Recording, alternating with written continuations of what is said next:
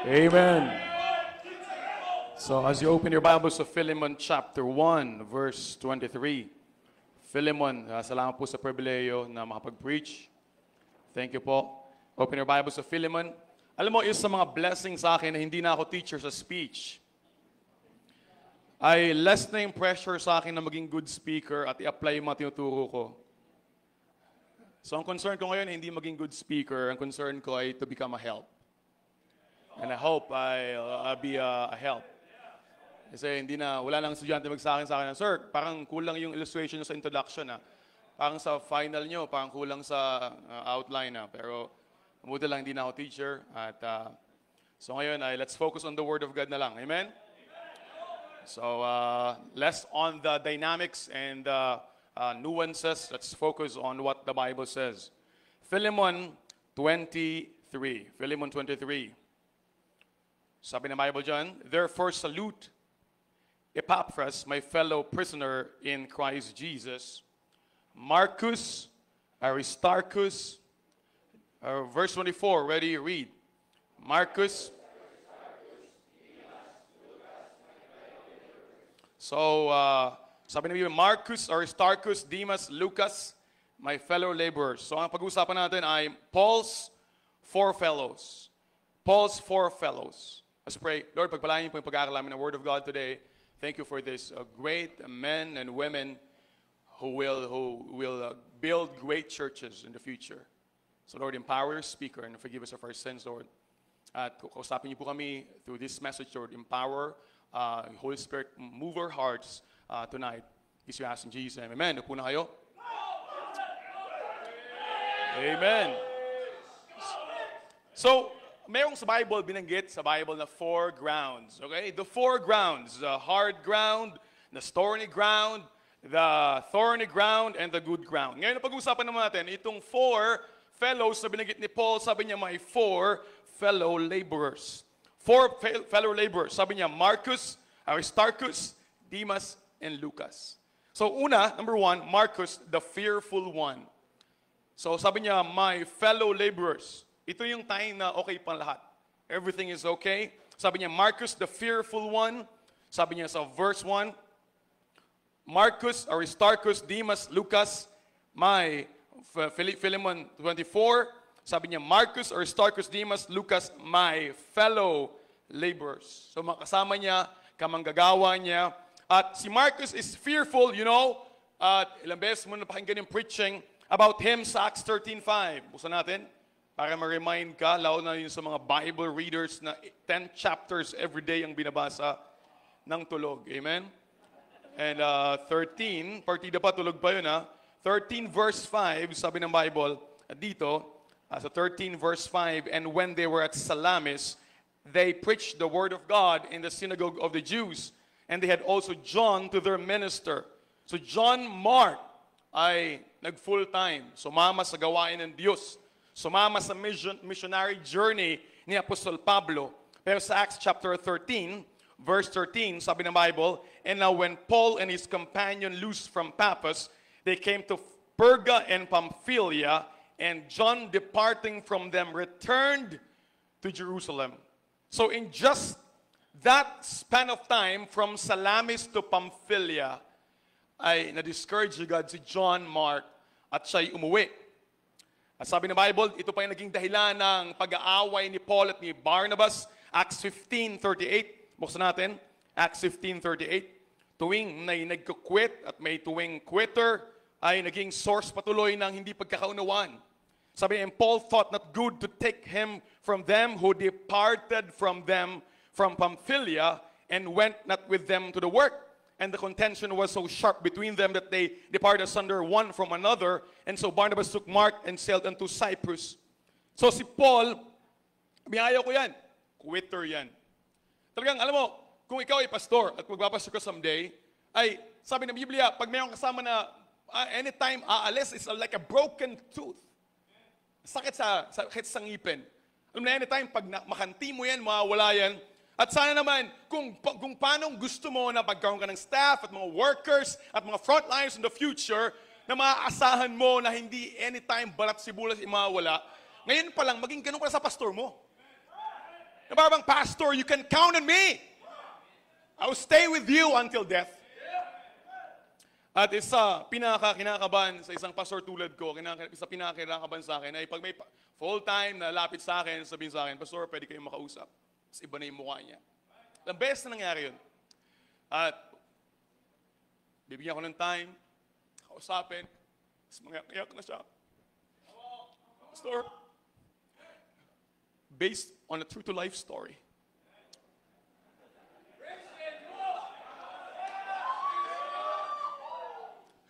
Pastor, hindi ko na po kaya. I-encourage mo, pero talagang kahit ano. Sir, hindi ko na po kaya. Hindi ko na po nararamdaman yung love eh.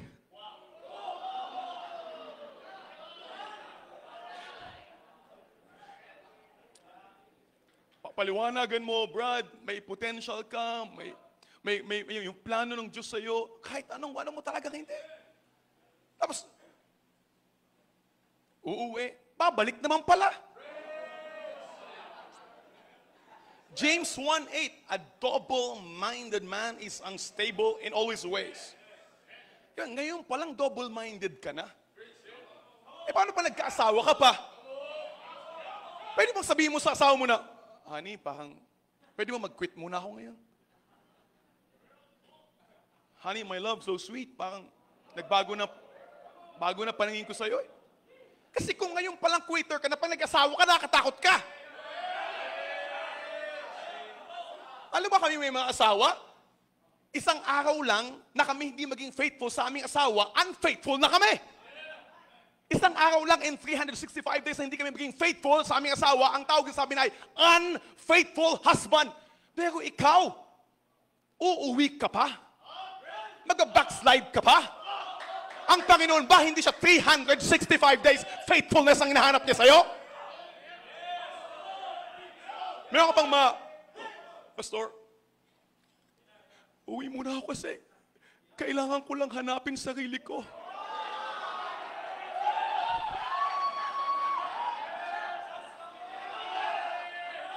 Kakapanood mo yung telenovela!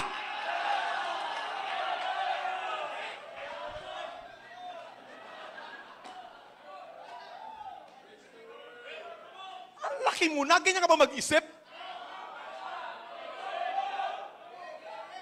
Ba't sibuyas?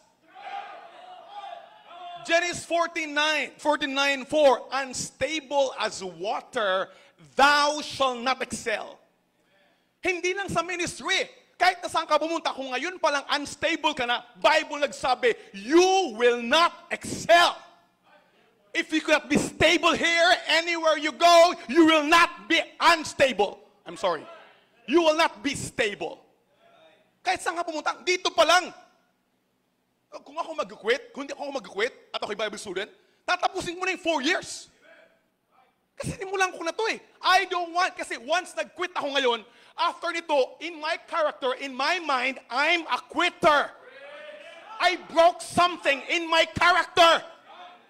If I'm gonna quit, I will finish my 4 years so that I can tell myself, I finished something. Ikaw, first year ka pa lang, 3 weeks ka pa lang, mag-quit ka na. Bihira ka. Alam mo, hindi pwedeng magmura, pero pambihira ka.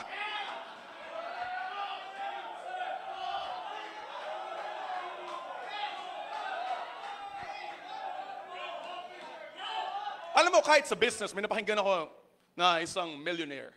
Sabi niya, alam mo problema ng mga nagtatayo ng business? Ang tatayo sila ng business. Tapos, pag nag-fail sila doon sa business nila, ang gagawin nila, lipat sila ng completely different field. That is wrong. Kasi pag lumipat ka ng completely different field, hindi mo alam, doon sa field na yun, meron ka ng expertise doon. Yung failure, magagamit mo to go on that field. Ibig sabihin, kung mag-fail ka sa bakery, huwag kang magtayo ng hardware. Kasi yung expertise mo doon, yung nakuha mong experience doon, hindi mo, it's a completely different thing. Kung mag-fail ka sa bakery, at least magtayo ka ng restaurant para medyo malapit. Magagamit mo yung mga same ingredients sa success doon sa failure mo. Ganon din sa ministry, kapatid. Dito ka, kapatid, sabi ng isang, sa business, sabi niya, it takes 7 years to become an expert in something. Kahit sa mundo yan, dito pa lang, isang SEM ka pa lang, wala pa nga isang SEM. Sabi sa amin sa States, when I grew up, a rolling stone gathers no moss. A rolling stone gathers no moss. Ibig sabihin, walang naiipon na experience, walang naiipon na expertise. Kapatid, kahit sa ministry, salamat kay Pastor Ed na one of the fastest growing church sa Pilipinas. Pero hindi kami tulad lahat niya Pero just the fact that we stayed here, as the fact that we stayed loyal to God and to the things of God, ay may blessing ang Panginoon sa maliit naming ginagawa. Ano pa kung malaki yung ginagawa mo para sa Panginoon? In the little humble way what we're doing, God is blessing just by staying.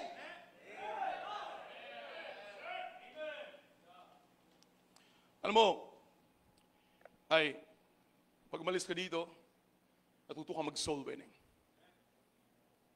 Natuto ka kumanta. Natuto ka mag-preach. Natuto kang tuwa sa mga bata. Natuto ka sa Sunday school. Ang dami mo nang, in just a few. Bigyan mo, mula nung first SEM, sintonado ka, ngayon nasa tono ka na. Ang laki ka ng improvement mo. Nung nagpa-piano ka, nang simula, teng, teng, teng. Tapos ngayon, makapikit ka na. Tapos biglang mag-quit ka dito, tapos pupunta ka sa Santa Rosa Industrial Park, taga-kamada ng mabulitas ng Nokia at ng cellphone. Pupunta mo, taga-kamada ng mga bulitas. Paano ma-apply yung soul-winning fire mo doon? Paano ma-apply yung pagturo mo sa mga bata, yung tinuro sa'yo sa homiletics? Paano maturo sa'yo yung sa speech? Paano maturo yung mga doktrina? Paano ma-apply doon ka sa industrial park? Andun ka sa mass production. Ibig sabihin ng mass production, yung skill na mag-preach, kumanta. Sige, pwede mo nang kumantahan. Pero kapatid, dito ka na-train. Dito ka mag-stay. At kung wala ka man nakita agad na profit, ang pangako ng Panginoon, sabi sa 2 Timothy 3:16, it is profitable for doctrine. It is profitable for reproof. Babaguhin ka pa ng Panginoon yung Word of God. All Scripture is given by inspiration of God. It is profitable. May profit yan, hindi lang palaging mabilis. In fact, sa mission, sa may sagang tagal. Kasi papanasan kami ng Panginoon na kakain kami ng tokwa, gulay. At sabi nga ni Pastor Ed, dahil doon, masarap i-enjoy yung mga blessings ngayon. Kasi ngayon, dumating ako sa San Pablo, 2011. Ngayon, 2025 na. Years din, kapatid. Hindi naman ako agad naging teacher sa Bible College. Hindi naman ako nakapag-preach agad dito. Hindi naman ako nakapag-preach agad It took years. Nandun ako sa San Pablo. Nobody knows I'm doing that. Wala pang Facebook noon. Wala pang YouTube noon. Hindi kami nagpo-post. Nobody knows. Andy Peña. Ang alam nila si Andy Peña, yung asawa ni AV. Nagwapo. Yun lang. Ikaw agad, gusto mo na agad i-post sa Facebook, i-post sa YouTube. Ito ako. Wala ka pa naman nagagawa. Gusto mo agad ng instant result. Instant na attention. Alam mo, yung mga gustong mag-quit agad, it's actually not an emotional problem. It's a sin problem. Sabi sa James 4:8, ating musan, James 4:8. James 4:8. James chapter 4, verse 8. Sabi ng Bible dyan, draw nigh to God, and He will draw nigh to you. Cleanse your hands, you sinners. Purify your hearts, ye double-minded. Sabi ng Panginoon, purify your hearts, you double-minded. Kapatid, ikaw ang kausap ko ngayon Sa dami ng ngayon, sa dami niyong yan, meron dyan nag-iisip na mag-quit na. Ikaw yung kausap ko ngayon. Sabi, Ang solusyon sa double-minded, purify your hearts. You double-minded. Ang problema mo hindi yung lola mo sa probinsya. Ang problema mo hindi na miss mo yung nanay mo. Ang problema mo, you have a sin in your heart. And if you want to cure that double-mindedness, purify, confess. Medyo matagal na tayo sa ministry. Sa dami yung mga nakausap ko na mag-quit na, may problema sa lalaki, lust of the eyes. Brad, yan ang magpapakwit sa'yo. Yan ang magpapakwit sa'yo. Lalaki ka, yes. Pero hindi excuse. Sabi ng Biblia, purify your hearts. Get away from your cell phone. Get away from YouTube. Get away from Netflix. Purify your hearts. Kasi hindi mo ma-purify yan, double-minded ka talaga. Hindi ka na emosyonal lang. May kasalanan sa puso mo.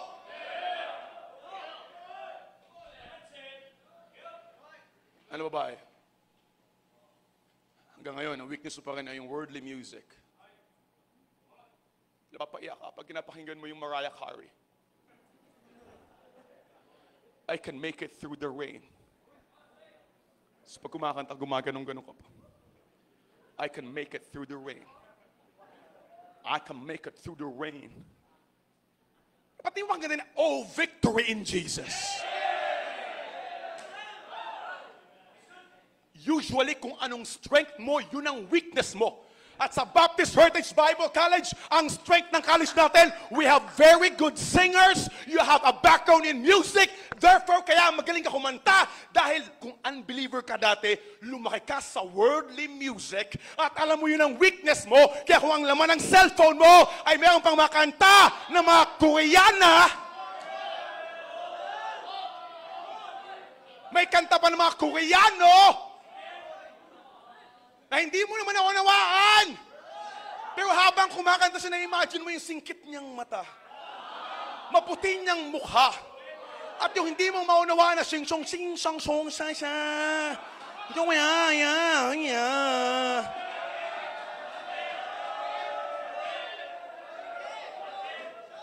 No wonder kahit si Joshua ang mag-solo, ang tingin mo sa kanya ay makinis na mukha at singkit na mata.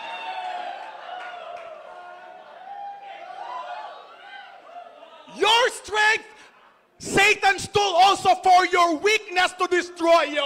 Purify your hearts, you sinners. That includes me and you. Every time we make a double-minded man, check your heart. There is sin in your heart.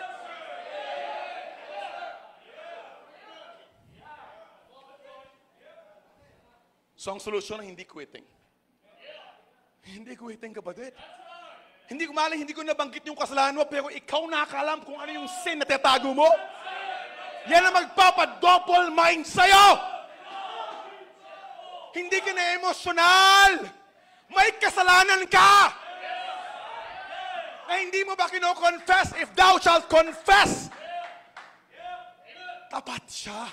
He is faithful and just to forgive us our sins and to cleanse us from all unrighteousness. So bago magpaalam sa pastor mo, lumod ka muna sa altar. Confess mo sa Panginoon. Hindi quitting ang solusyon, kapatid. It's confession of your sin! Number 2, Aristarchus the fearless one. Aristarchus the fearless one. Philippians 24, Marcus, Aristarchus. Sabi sa Aristarchus ay Acts 19:29. The whole city was filled with confusion. Acts 19:29. Basa natin. Ito yung lalaki na matapang. Acts 19. Aristarchus the fearless one. Una is, who's the first? Marcus the fearful one. Next, Aristarchus the fearless one. Acts 19:29. Sabi ng Bible dito.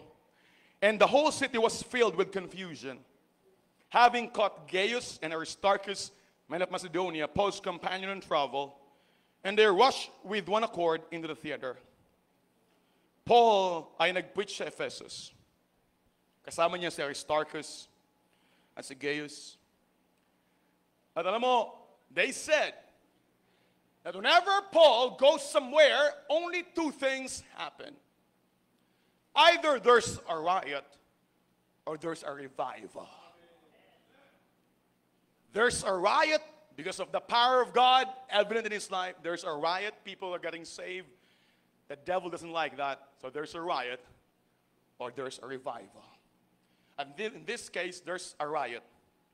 At ang kinuha nila ay si Gaius at si Aristarchus. Si Aristarchus ay walang takot. Si Gaius ay natakot kasi siya ay gay.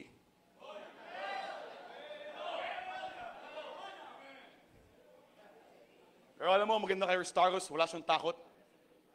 Kinuha siya, pero sumama siya kay Paul hanggang kulungan. Ating buksan, Colossians 4:10. Colossians chapter 4, verse 10. Sabi ng Bible, Colossians 4:10, Aristarchus, my fellow prisoner, saluteth you, and Marcus, sister son to Barnabas, touching whom you receive commandments. If he come unto you, receive him.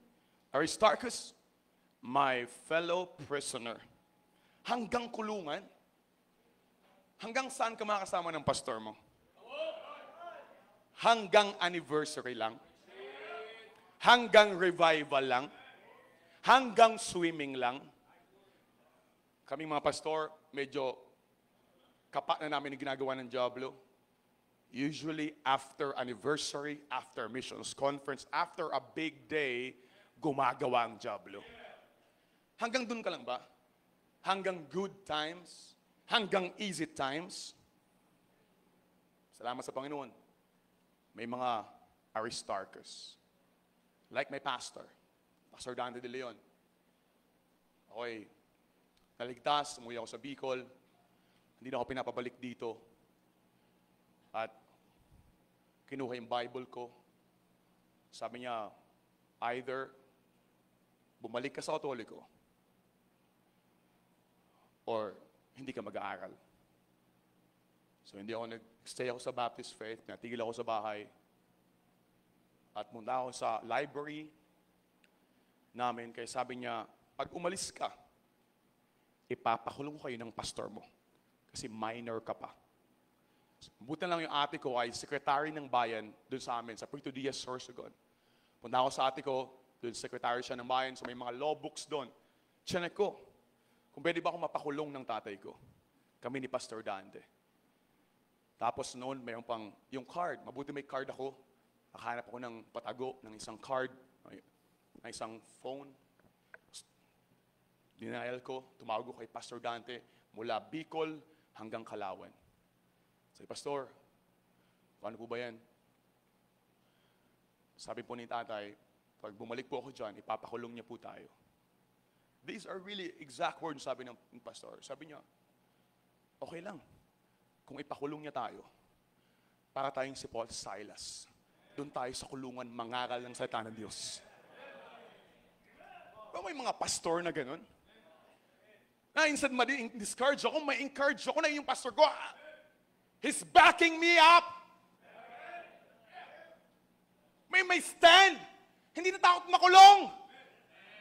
Ang nakita niyo yung future ko, gwapo to.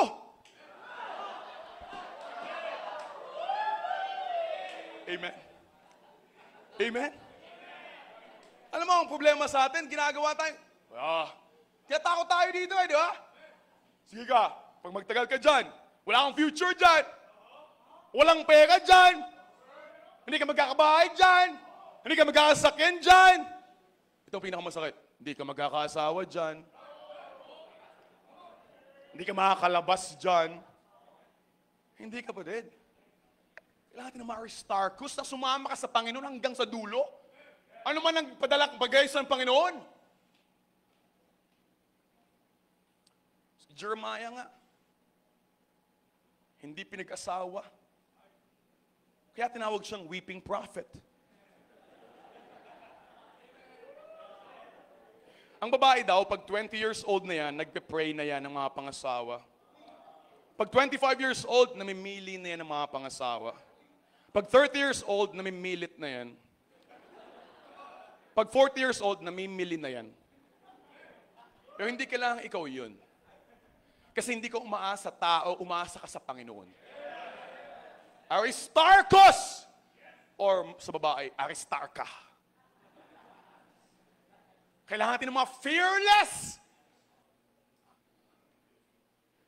Where He leads me, I will follow. What He feeds me, I will swallow. Kahit na ampalaya. Kahit na saluyot. Kahit na nasa harapan mo palang dumudulos na sa lamunan mo yung saluyot. Number 3, Demas, the faithless one. Philemon verse 24, sabi ng Biblia sa Philemon 24, sabi ng Biblia, and Marcus, Aristarchus, Demas, Lucas, my fellow laborers. Sabi Demas, alam niyo na yun, 2 Timothy 4:10, for Demas has forsaken me, having loved this present world, and is departed to Thessalonica, Crescens to Galatia, Titus to Dalmatia. Pero mo yan, kapatid, alam mo yung dalawang yan, Philemon, sabi sa kanya, Demas, my fellow laborer. Alam ba yung Philemon ay one of the 4 prison epistles. 4 prison epistles.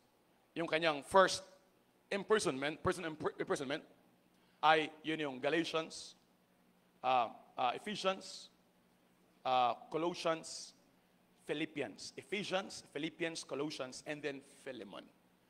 One of the 4 prison epistles. Pero of course, yung Timothy ay nasa prison din siya, pero sinama na siya sa pastoral epistles. Kahit na siya ay nasa prison at time at yun na yung pa-ending ng buhay niya. Pero makita mo dito na sa Philemon, nasa prison siya. First imprisonment. At 2 Timothy, when he said, Demas has forsaken me, it is second imprisonment. At yung una, sa Philemon, it is 62 AD. At sa 2 Timothy, it is 67 AD.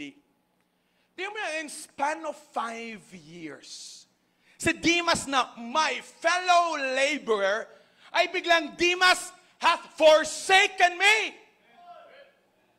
Ano ba, naalala ko yung sabi ni Pastor Hill, sabi niya, usually sa mga families sa simbahan, ang average family ay tumatagal lang ng 5 years. Normal family, mag-stay for 1 year, then 2 years, again. Pag after 5 years, mag-quit. So una, fellow labor, excited.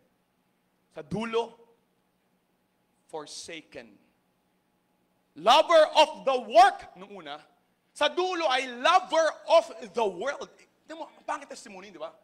Ngayon, enjoy ka sa ministry. You love the work. Then eventually, you love the world. At kami, ang bilis nun. And ang classmate before dito, tinuwan pa akong mag-preach sa bus. Maya, Brad, sama sa akin sa bus. Tama niya sa bus, nag-preach kami. After noon, in-encourage pa ako, punta pa kami nun sa bakery, sa Julie's Bake Shop. Binila niya pa ako nung tinapay na may cheese sa ibabaw. Pag Bible student ka, lahat yun ay precious. In-encourage niya ako. Tapos next time naman, kami, nag-preach uli kami, nilibre ko naman siya, at nahiya ako nilibre ko naman siya ng halo-halo dyan sa Mang Inasal. Tapos sabi niya, alam mo Brad, ako nagpe-pray ako noong isang araw, the whole night. Nabasa niyo kay Jack Hyles na praying all night, so nag-pray siya the whole night. And then one day, na-discourage siya. Nawala sa ministry, bumalik dito, may hikaw na, bumalik sa pagsayaw, bumalik sa mundo. Very evident yung pagbabago na dati lover of the work. Pero nung nawala na yung Word of God, naging lover of the world. Kasi wala ka ng Word of God, the seed remaineth in you. You do not commit sin. Ibig sabihin, hindi mo na lifestyle yun because my Word, the seed, is hid in my heart. I cannot sin against thee. Pag may Word of God ka pa, mayroon pang pumipigil sa'yo, pero once umalis ka na at ayaw mo na makinig sa pastor mo, dito yes po. Yes, Sir Pops. Yes, Sir Jess. Yes po. Yes, Pastor. Kaya alam mo, Once umalis ka dito, nag-quit ka, na-follow up ka, wala ka ng authority sa buhay mo.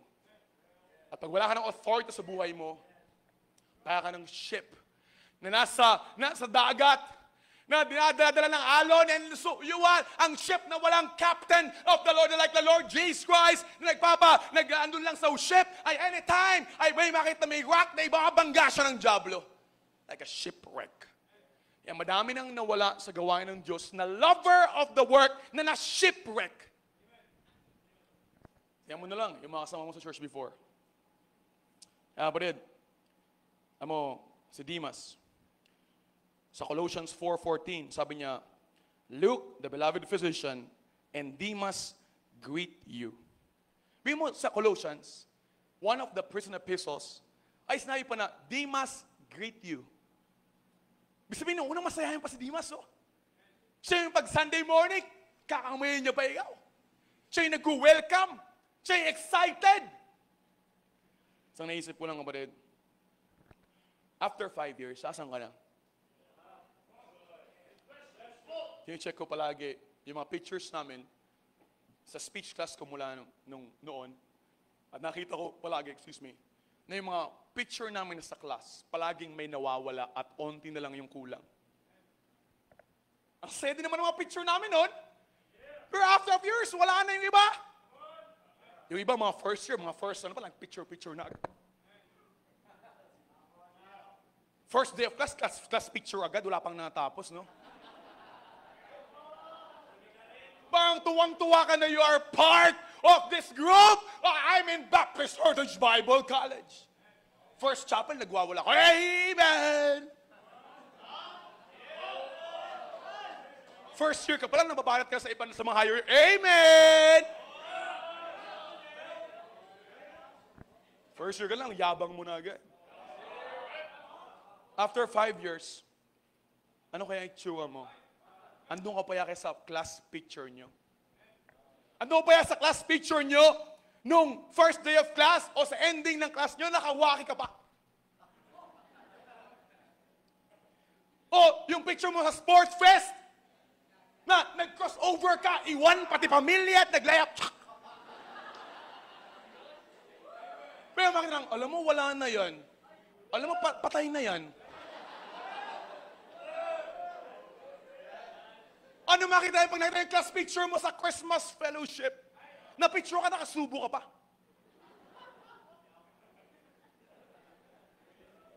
Alam mo, 3 na asawa niyan. At nung NBYC, ikaw pa yung may laking Bible at na-picture ka ni Sir Pastor, Amen! Sabi ni ba, alam mo, bayot na yan.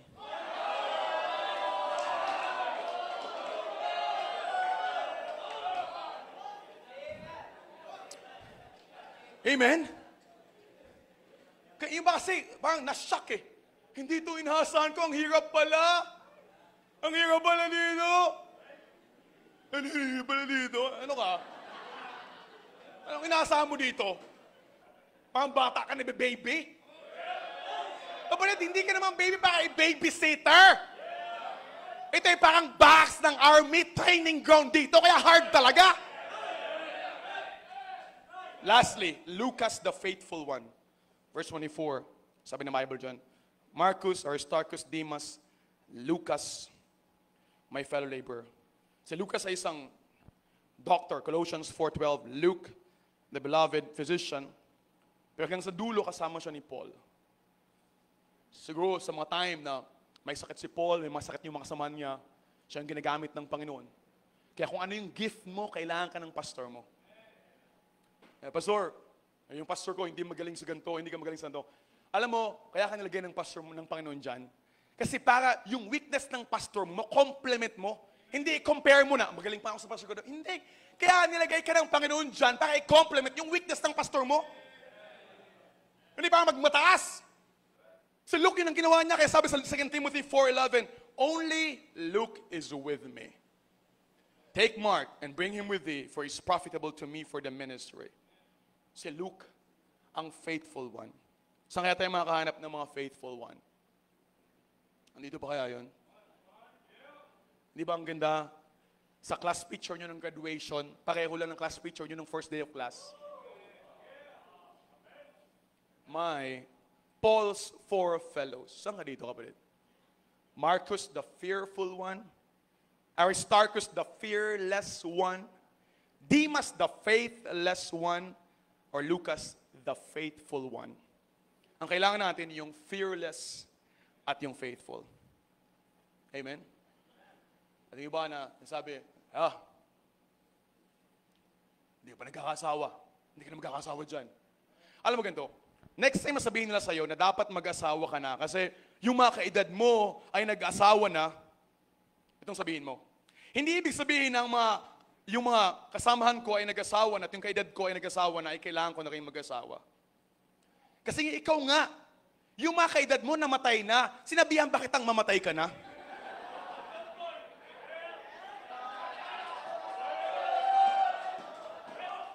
We need more Aristarchus, the fearless one. And we need more Demas, the faithful one.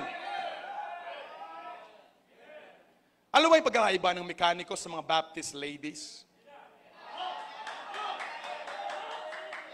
Ang mekaniko, pagkatapos maghilamos, gumagwapo. Yung mga ladies, pagkatapos maghilamos, pumapangit.